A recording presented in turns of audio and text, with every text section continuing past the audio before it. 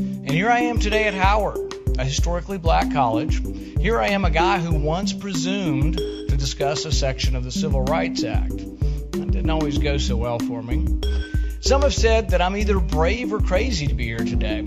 I've never been, though, one to sit by and watch the world go by without participating. We're at a university. What grade does his speech get? I give him an A minus. I thought his actual speech could have been a bit better. I thought he could have gone into a little bit more detail in some of the things he was saying, but his Q&A session was definitely, I think, help get what he's really about out there. This was a great good faith effort to reach out to the African American community.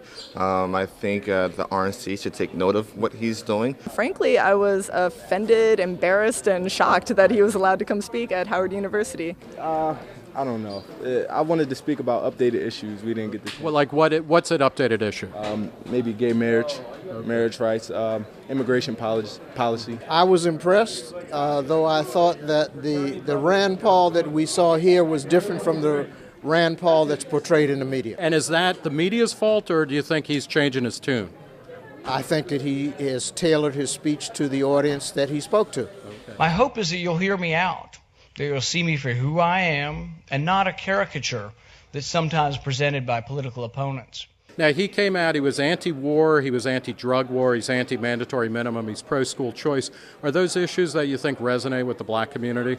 I definitely think that is something that not only resonates with the black community, but the majority of Americans and also like young Americans like myself. So one of the first things is actually listening to the community in settings like this and figuring out what people actually care about, what resonates with them. You can't just hit people up 6 months before an election and expect to be able to do well with that demographic. And I think it's really to contest their vote. I think that Rand Paul, I'm hopeful he'll continue to do more of this, and he'll be a model for other Republicans because they lost the election because they ignored the minority vote. And while the RNC pours over a growth and opportunity report, it's almost June and we've seen no activity or outreach from the RNC. So kudos to Rand Paul. Now, the Republican Party got 7% of the black vote in 2012.